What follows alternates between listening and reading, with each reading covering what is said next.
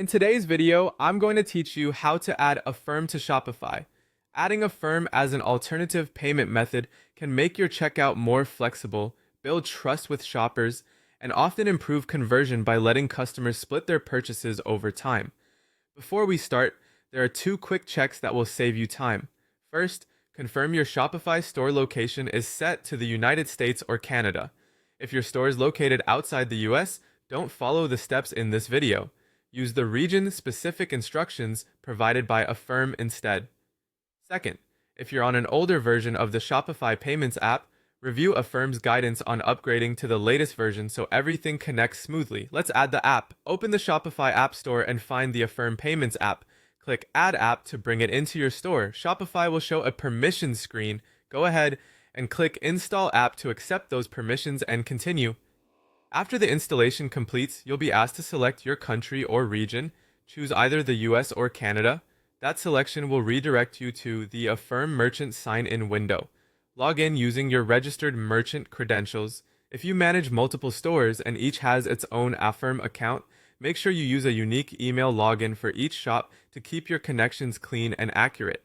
If you ever need help sorting that out, reach out to Affirm's support team from within their help resources. Back in Shopify, navigate to your payment settings and verify that your account status shows Affirm is connected. Seeing that connection confirmed means your app and merchant account are talking to each other correctly. Next, decide how you want to activate Affirm, with testing or without testing.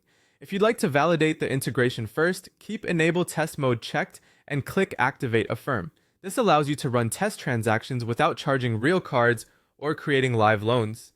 For specific test checkout steps, follow the next section in Affirm's documentation. Once you're satisfied with the results, return to your payment settings, uncheck Enable Test Mode, and click Save. That change takes you live, so customers can start using Affirm at checkout.